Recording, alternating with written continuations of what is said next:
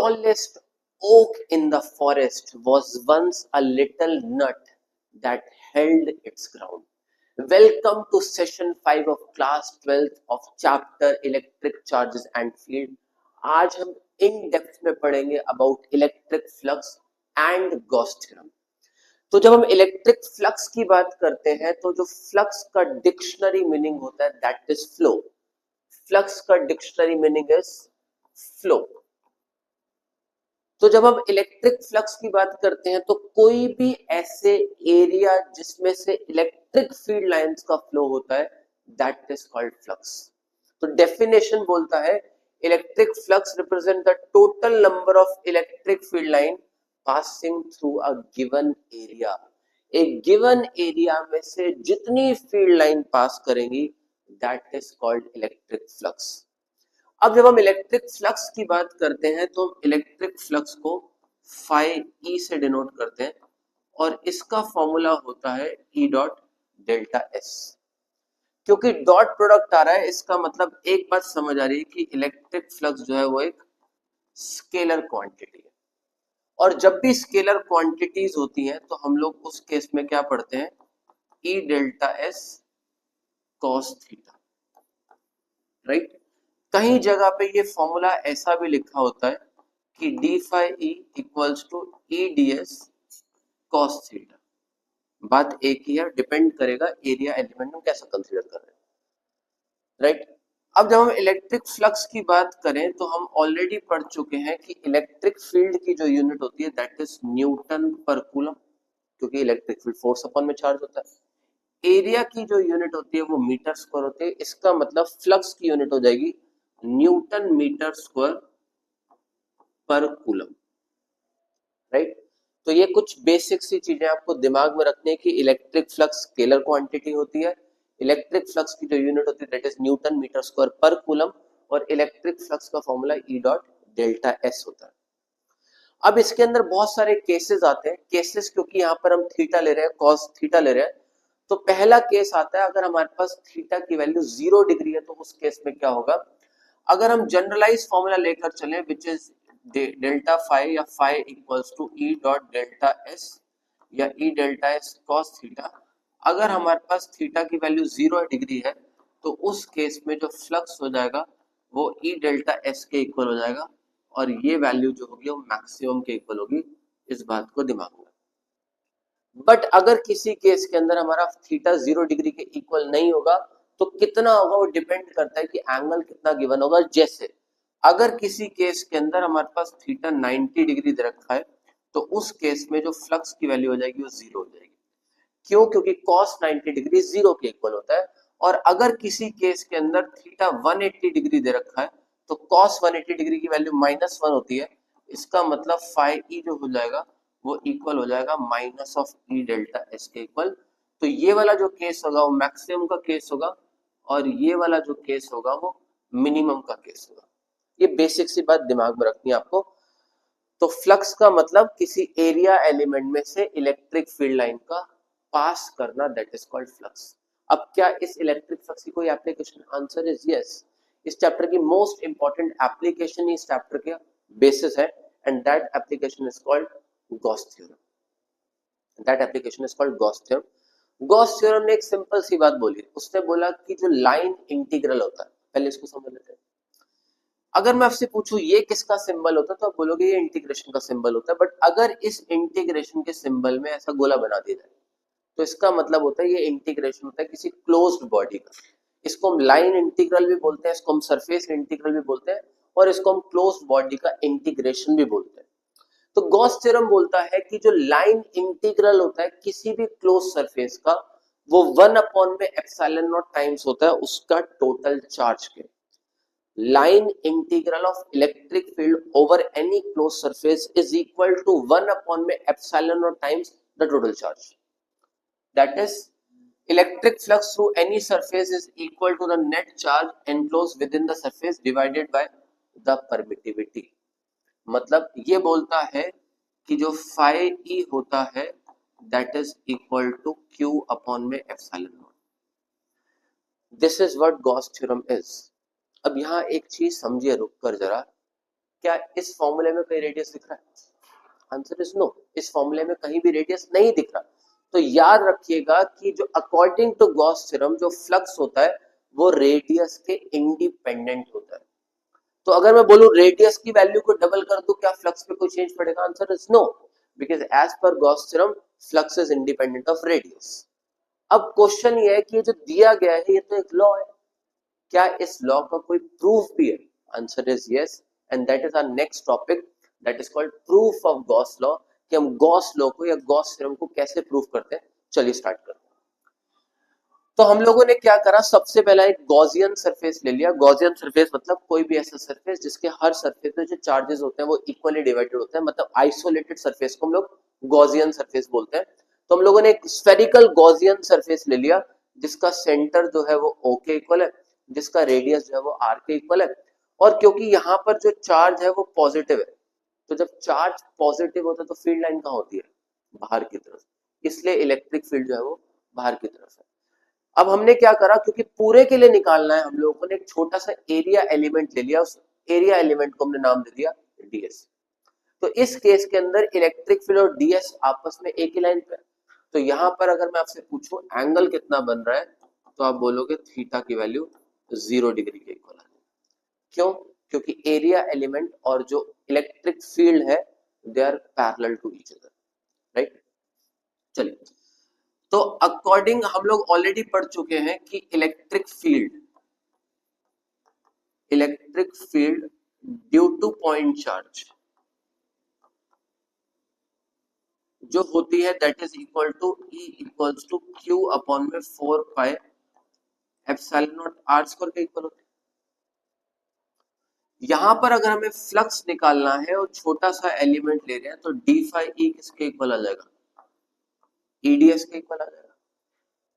Electric flux का formula phi equals to EDS, छोटा flux छोटा एरिया एलिमेंट, तो d फाई E की जगह कितना आ गया? Q अपॉन में 4 pi epsilon naught R square, और एरिया ऑफ अ स्फीयर किसके इक्वल होता है? Answer is 4 pi R square. हम यहां पर भी इंटीग्रेशन कर देते हैं, मतलब d फाई E का इंटीग्रेशन हो गया फाई E 4 पाई R स्क्वायर, 4 पाई R स्क्वायर कैंसिल हो गया, इसका मतलब फाई किसके इक्वल आ गया? Q by epsilon. सिंपल। तो इस तरीके से हम लोग गॉस थ्योरम के प्रूफ को कर सकते हैं कि electric field due to a point charge E equals to KQ by R square which is Q upon 4 pi epsilon R square. हम लोगों ने इंटीग्रेशन कर दिया, फ्लक्स का फॉर्मूला लगा दिया D phi EDS, D phi E, D phi E, इसके बाद इसका इंटीग्रेशन करा तो फाई E हो गया, area of a sphere is 4 pi R square, cancel करके फ्लक्स की वैल्यू निकल के आ गई which is Q by epsilon. क्या इस टॉपिक पे कोई क्वेश्चंस बनते हैं? Answer is yes. एनसीईआरटी के बैक एक्सरसाइज में बहुत क्वेश्चन है, रिपीटेडली सीबीएसई ने कुछ क्वेश्चन दिया है। चलिए स्टार्ट करते हैं कुछ इंपॉर्टेंट क्वेश्चन इस टॉपिक पे बेस्ड। तो पहला क्वेश्चन हम लोगों को बोल रहा है कि हमें एक सिलेंडर दे रखा है, तो सबसे पहले हम लोग क्या करते हैं, एक सिलेंड्रिकल बॉडी बना देते हैं। क्वेश्चन बोल रहा है कि एक सिलेंडर है जो प्लेस्ड है यूनिफॉर्म इलेक्ट्रिक फील्ड के अंदर। अगर यूनिफॉर्म इलेक्ट्रिक फील्ड है और जो इलेक्ट्रिक फील्ड है वो पैरेलल है, इसका मतलब हम देखेंगे हमारे पास एक यहाँ पर है, एक यहाँ पर है और एक यहाँ पर, हमारे पास तीन सरफेसेस है, मतलब हमारी इलेक्ट्रिक फील्ड एक इधर जा रही है, एक इलेक्ट्रिक फील्ड इधर जा रही है और एक इलेक्ट्रिक फील्ड इस डायरेक्शन में जा रही है। आगे बोल रहा है कि आपको प्रूफ करना है कि जो टोटल फ्लक्स होगा सिलेंडर का वो 0 के इक्वल होगा। तो अगर मैं स्टाइलस को एक सिलेंड्रिकल बॉडी ले लूं तो इसके तीन सरफेसेस है, एक ये वाला सरफेस, एक ये वाला सरफेस और एक ये वाला सरफेस। अगर इस सरफेस को हम ऐसे प्लेस कर दें, ऐसे प्लेस कर दें, तो इसका एरिया इधर होगा, इसका एरिया इधर होगा और इसका एरिया इधर होगा। इसका मतलब अगर मैं इसकी बात करूं तो मैं इसको लिख देता हूं ds1, अगर मैं इसकी बात करूं तो इसको मैं लिख देता हूं ds2, और अगर मैं इसकी बात करूं तो मैं इसको लिख देता हूं ds3। और अभी हम लोगों ने पढ़ा कि जो फाई E होता है वो किसके इक्वल होता है? That is equal to EDS1 plus E dot DS2 plus E dot DS3, right. इसका मतलब फाई E डॉट हटेगा तो cos थीटा। DS1 पे एंगल कितना है? 90 डिग्री, ये DS2 पे एंगल कितना है? EDS2 DS2 पे एंगल कितना है, cos 180 डिग्री, और DS3 पे एंगल कितना है, EDS cos 0 डिग्री। इसका मतलब फाई ई cos 90 की वैल्यू 0, cos 180 की वैल्यू माइनस EDS हो गया, और cos 0 की वैल्यू 1 प्लस EDS हो गया, माइनस प्लस कैंसिल हो गया। इसका मतलब फ्लक्स की वैल्यू कितनी आ जाएगी, 0 के इक्वल। तो इस तरीके से हम गॉस थ्योरम के एप्लीकेशन को यूज कर सकते हैं। चलिए नेक्स्ट क्वेश्चन करते हैं। क्वेश्चन हमें बोल रहा है कि एक पॉइंट चार्ज है जिसकी वैल्यू 2 माइक्रोकूलम है, मतलब 2 इंटू 10 की पावर माइनस 6 कूलम हो गया, और is at the center of a cubic Gaussian surface 9 centimetre. What is the flux through the surface? अगर आपको फ्लक्स निकालना है तो डायरेक्ट फॉर्मूला यूज करेंगे Q by epsilon naught. So phi E Q की वैल्यू हो गई 2 इंटू 10 की पावर माइनस 6, एप्सिलॉन नॉट की वैल्यू हो गई 8.85 इंटू 10 की पावर माइनस 12। आप सॉल्व करेंगे तो इससे आपकी वैल्यू निकल के आ जाएगी और यूनिट होगी Newton metre square per coulomb. ये आप आंसर खुद निकाल लेंगे इसका बेसिक कैलकुलेशन। चलिए नेक्स्ट क्वेश्चन। क्वेश्चन हमें बोल रहा है, क्या कह रहा है कि एक पॉइंट चार्ज है जो इलेक्ट्रिक फ्लक्स दे रहा है, जिसकी वैल्यू दे रखी है, मतलब फाई ई की वैल्यू दे रखी है माइनस 1.0 इंटू 10 की power 3 Newton metre square per coulomb. वो पास कर रहा है एक स्फेरिकल गॉसियन सरफेस से जिसका रेडियस जो है वो 10 सेंटीमीटर है, मतलब 0.1 मीटर आ गया।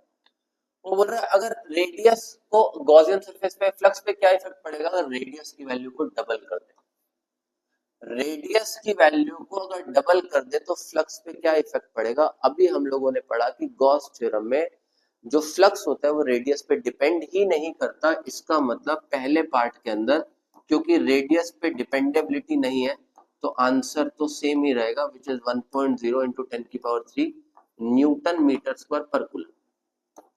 क्वेश्चन का सेकंड पार्ट आपको बोल रहा है what is the value of point charge, मतलब Q की वैल्यू फाइंड करनी है। हमें पता है कि फ्लक्स का फॉर्मूला है phi equals to Q by epsilon naught. इसका मतलब जो Q हो गया वो इक्वल हो गया phi E into epsilon naught, मतलब फाई ई की वैल्यू कितनी गिवन है क्वेश्चन में, माइनस 10 की पावर 3, और इसकी वैल्यू होती है 8.85 इंटू 10 की पावर माइनस 12। इसका मतलब जो चार्ज आ जाएगा दैट इज 8.85 इंटू 10 की पावर माइनस 9 कूलम के equal. This is NCERT question, NCERT back exercise question, right. So these are the basic questions based on Gauss's theorem. अब क्या गॉस थ्योरम की help से हम लोग कूलम्स लॉ को deduce कर सकते हैं? Answer is yes.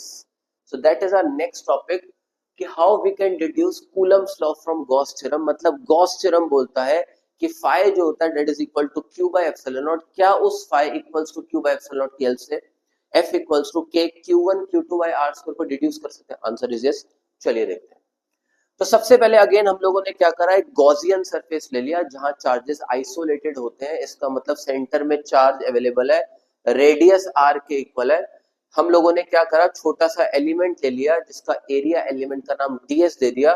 इस एरिया एलिमेंट में जो पॉजिटिव चार्ज पड़ा हुआ है उसकी जो फील्ड है वो आउटवर्ड जा रही है, मतलब यहां पर जा रही है। मतलब एक बात समझ आ रही है कि इलेक्ट्रिक फील्ड और ds मिलकर जो है वो 0 डिग्री का एंगल का फॉर्मेशन कर रहा है, right.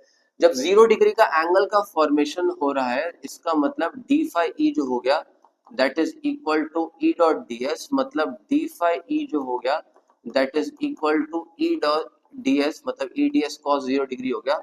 That means D phi E equals to E D S के इक्वल हो गया। दैट मीन्स फाई ई जो हो गया वो इक्वल हो गया E into 4 pi R square के, क्योंकि area of a spherical body is 4 pi R square.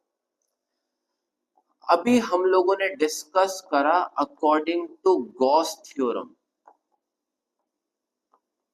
What according to Gauss theorem की जो फाई ई होता है that is equal to Q by epsilon. अगर phi E Q by epsilon naught के equal है तो फाई ई की जगह हम क्या लिख सकते हैं, E into 4 pi r square equals to Q by epsilon naught। इसका मतलब हमारे पास इलेक्ट्रिक फील्ड किसके इक्वल आ गई, Q अपॉन में 4 pi epsilon naught R square के इक्वल आ गई। और फर्स्ट चैप्टर के स्टार्टिंग क्लासेस में पढ़ा है कि इलेक्ट्रिक फील्ड का फॉर्मूला फोर्स अपॉन में चार्ज होता है। तो फोर्स, क्योंकि कूलम्स लॉ निकालना है, इलेक्ट्रिक फील्ड की वैल्यू ऊपर से पुट करेंगे तो फोर्स निकल के आ जाएगा के क्यू नॉट अपॉन में आर स्क्वायर के इक्वल। मतलब हम लोगों ने गॉस थ्योरम की हेल्प से कूलम्स लॉ को डिड्यूस कर दिया। So this is called deduction of Coulomb's law from Gauss theorem, and this is again one of the most important topic. तो आज हमने इस सेशन में डिस्कस करा what is electric flux, how it is related to angle, what is Gauss theorem, and Gauss theorem की help से हम कैसे कूलम्स लॉ को डिड्यूस कर सकते हैं। नेक्स्ट सेशन में हम लोग डिस्कस करेंगे कि गॉस थ्योरम की क्या क्या एप्लीकेशन है, कैसे हम एक लाइन चार्ज की वजह से इलेक्ट्रिक फील्ड को फाइंड कर सकते हैं, कैसे हम लोग किसी स्फेरिकल बॉडी पे इलेक्ट्रिक फील्ड की वैल्यू को फाइंड कर सकते हैं। ये सब चीजों को हम डिस्कस करेंगे नेक्स्ट सेशन में। Thank you for giving us a valuable time. Till next session, keep learning, keep growing and keep exploring. Thank you so much, take care.